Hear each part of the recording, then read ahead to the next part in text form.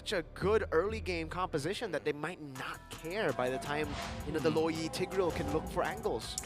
Well, we will find out how that game is gonna work out, or rather this game is gonna work out, as we are preparing ourselves to go into game number 2, whereas it is already match point in favor for Team Falcons. Well, rrqhoshi kind of climbed himself out of the well after that game number 1. To be fair, I think that there's a possibility here. Let's see, ladies and gentlemen, possible clean sweep for Team Falcons to again stay undefeated in Group B. We are calling Group B the group of death, but for Team Falcons, it looks like it's been the group of, yeah, all right. Yeah, all right. We should put that in the official socials. Group of, yeah, all right. Yeah, all right. Yeah, all right. With a high pitch, too. Yeah, does that mean, I guess it's all right. It's all right. You know what I just realized? In the moments where if ever Ogun would want to get vision and he has smart missiles activated, while E-Doc will most likely in those times knock him back, he is still receiving damage also. Control here for members of Jin Quad Shadow in Flap TZ almost taken away. Wait, okay, so Jin does get it. Doesn't use the red tree, but Kyle didn't use it either. Good poke to Ogwin. Yeah, it's tough for Ogun to get in a good position right now. So I think he's just going to accept the fact that it's going to be like game number 1, but maybe even a bit more devastating. Of course, Jawhead not as tanky as Cooper generally. Oh, way too aggressive there from Rins! So far off of the minion wave, gets punished. Sir, you did not need to do that. I'm just going to say that. You did not need to do that. A little bit way too deep, not respecting the ejector. Good flicker commit though, but Few is going to get caught out. So Jin still has a shadow kill, decides to use it. Few will fall as well. Both mid laners overextending. Wild. Okay, so I think this might be a scrappier game than we expected already, 2 minutes in. And I think it just goes to show just how needed right now these two mid-laners are to getting advantage. In the bottom lane, Super Marco doing really well against Toy. Kyle TZ sees Suits as Jin. Yeah, no shadow kill this time for Jin, so yeah. Clean escape for Kyle TZ. Though again in the mid lane, what happened to Few? Another pick. Tyrant gets traded though. Another 1-for-1.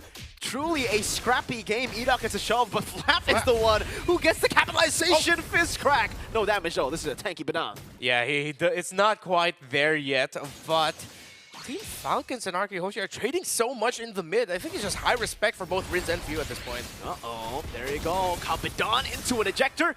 Byron walking back now, looking for the damage onto Few again. No way, but Few gets bombed one more time. 0 and 3. Team Falcons trying to go and do the same to Rins. Now cut down by Kyle TZ. Forcing to flicker out by Rins. Diamond walking up again. Oh, brawling in. Flap TZ able to escape as Ogwin gets a smart missiles and RRQ take control of the turtle.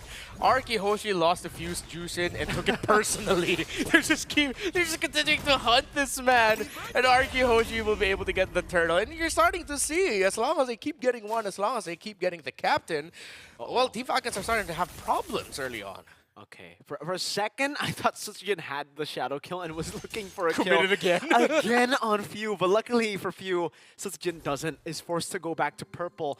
And so far, RRQ have been making it brawly. They have not played into Team Falcons' discipline, play style, and you know, that setup. They've hit Falcons before the setup even starts. And you gotta appreciate the team for doing that. Despite how they lost in game number 1, they're still willing to tango and even dance better than Falcons. Good pick. Oh, E-Doc! Tough boots, I believe. Yes, to escape from the CC. Gets out with the flicker. And Team Falcons used quite a bit there. Yeah, it seems like E-Doc's been drinking the same water as Dyren. Oh, diversion. Kyle? Don't way too far. Unless? No. No, Ogwin's there. Okay. They're safe. E-Doc, though, is 1 HP. Now, that one is a bit questionable. E-Doc, despite living just earlier, miraculously, decides to go for a gamble and is punished. He was pissed. He committed a flicker just to get that kill. I got you now. He didn't need to, but Ogwin and Few both flickered their own Toy. Oh, this is going to be tough. Oh, unstoppable force. Good escape from Toy with the SOD. Now, Ogwin popping the ejector, so he's walking up.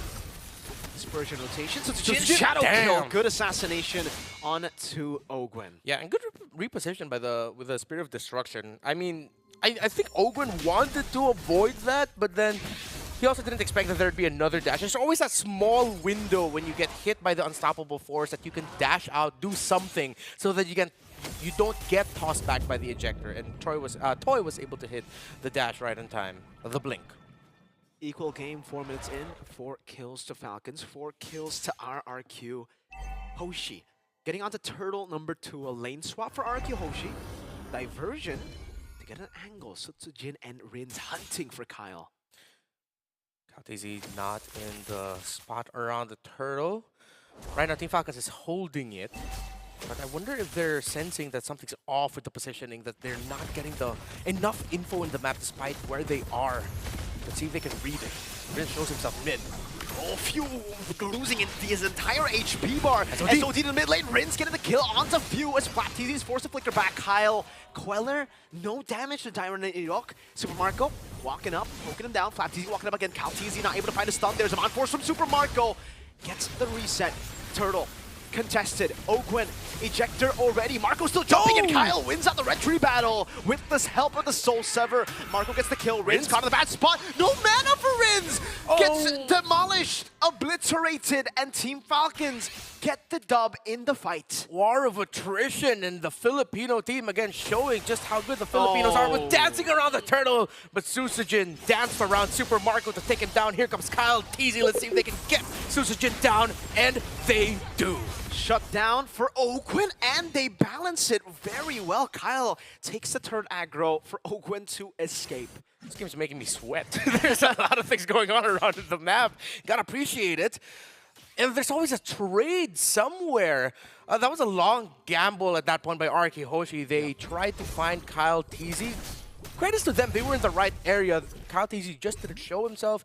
Led to the point, though, where Team Falcons were the ones able to get that turtle. Despite a good start by rrqhoshi. Diversion again, and they're not going to get anyone. I like how snappy both of these two teams are moving. The awareness, too, man, for Kyle. Both times, he knew something was off up top. He knew something was off down below. It's just the map awareness for Team Falcons that has been keeping them away from what should be good flanks by RRQ, which should be great diversions. So at this point, rrqhoshi are back to just farming up, waiting for the next turtle to spawn, and maybe they can try to brawl it out to get the dub in the top lane. Ejector, smart missiles, Dyron unable to get stunned there by Few over the wall. Yeah. Was that like right just outside the breath? Yeah, like, I think so. Okay, so that's why he didn't get stunned there. I was waiting to see him just get frozen up. But for rrqhoshi, one thing that they can bank on is if at one point finally their gank or one of their plays goes through, it will be very bad for Team Falcons. This crack baited out from FlapTZ by Sutsujin. Good usage of the quad shadow. It's a very far flank. Going to conceal.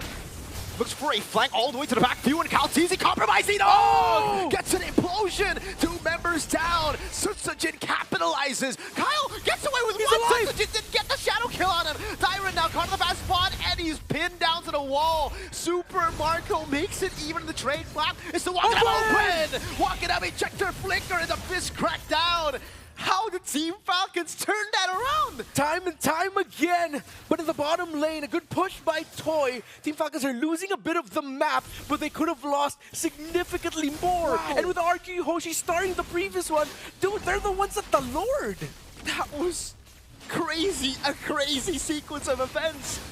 KalTZ was 1 HP. The last shadow kill proc didn't get him. He does now. Trying to go for a desperate maneuver, but gets slain instead. A diversion there. Oh my god, FlapTZ gets a 2-member stun on the fist crack. There's a shadow kill in the back. Few still having the passive there. Kiting away against Dyron. Lord very low. Sutsujin getting to it. No. Kyle picks up the Lord, and Team Falcons get a massive win on the back of Edok's engage. rrqhoshi, it feels like they're going up against a team full of Dyrons. Every time, it looked like they would win something, but Team Falcons would survive. They lived through it somehow, some way. And now, it's Team Falcons getting the first Lord, and with this, will be the first team to get a considerable lead in this game. Oh my goodness. So many sets, so many plays. KalTZ is doing a lot of damage here. Number 1 on the gold leaderboard. I feel so bad for Edok because that was such a good concealed implosion. That was a beautiful set, man. It was the set they were looking for the entire game, and they weren't able to capitalize on it. Kyle lived with 1 HP. I would love to see a replay of that, man. 1 HP, last tick of the shadow kill, couldn't get it done. Yeah, content team, that's definitely going on the highlights for social media. That definitely has to go there. Now the Lord for Team Falcons, looking to close this one out 2-0. And to keep their record alive, to keep their record of unbeatable in games, but in matches, unstoppable force. Oh! Edoc gets away in time, had to force out the conceal and the flicker. Yeah, big resource out. At this point, the unstoppable force won't take too long to come back. They can continue pushing down mid. I like how rrqhoshi, though, are managing the middle minion wave. They're not easily giving that up. They left Toy with the Lord up top, knowing that Team Falcons would want to commit heavily into the mid to break the tower, but they aren't able to. The next one, though, let's see when they can find it. Almost a kill.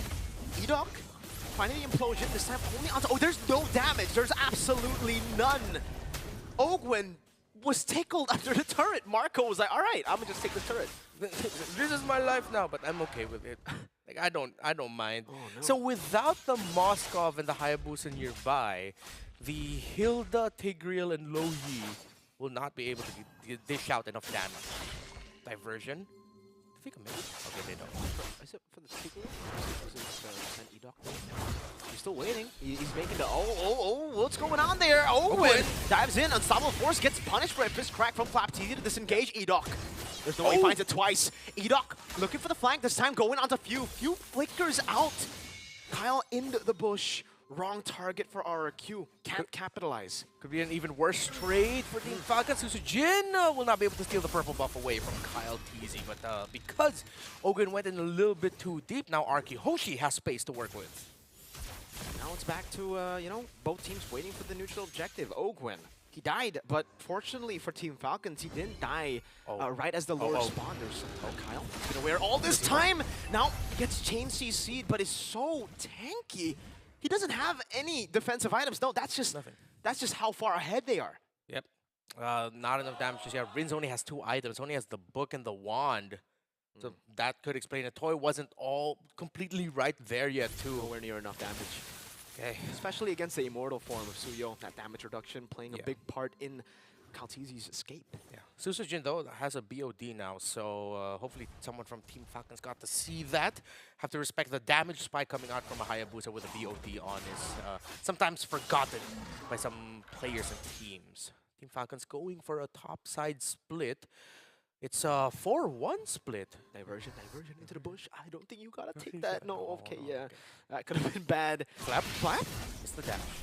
Mr. Badam with all the stacks fist crack against 3. Oh, pins him down to the wall. But easy will fall. Kaltizi goes in for the stun. Edoc, oh, he gets a 2-man shot. Oh, SOD! No! Few goes in, gets the damage. Super Marco goes as well. Toy is late to the fight. The SOD did not land. That was the angle to take the winning team fight, but in the end, it becomes 2 for 2. Unfortunate for rrqhoshi, but it's a 2-for-2 trade, as you mentioned. This can still be contestable. They're just gonna slowly whittle it down. They still have to find the Hara. They have to find Kyle TZ. They'll see it. Oh, did Falcons read this? The Falcons know this.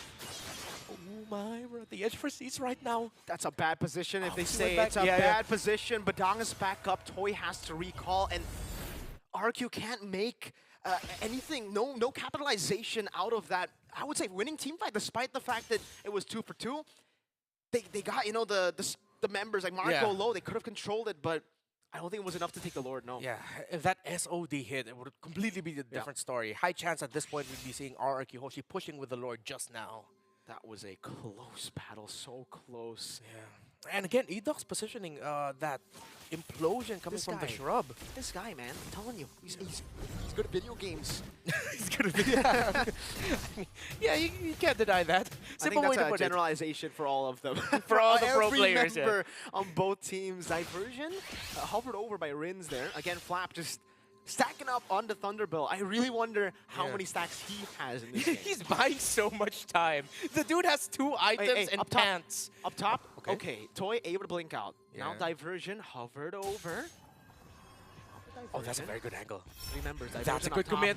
Oh, the SOD misses again. They're gonna go in for the flag. Super Marco still able to escape with the help. Oh, that's another implosion from E-Dog. Super Marco able to survive with the Command Force. And again, with the SOD whipping, they all just jumped into their demise. Team Falcons had the bird's eye view to the skirmish. Dyron all alone. 1v5. Flap continuing the chase, forcing to revitalize. And it's Jin who is forced to defend only together with Dyron. Every time, so close yet so far. But now Team Falcons is so close to ending it, winning it right here. But this minion wave is only one.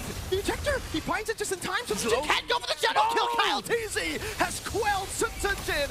Dyron, fist cracked down. The base is wide open, and Team Falcons will make it a 2-0 clean sweep.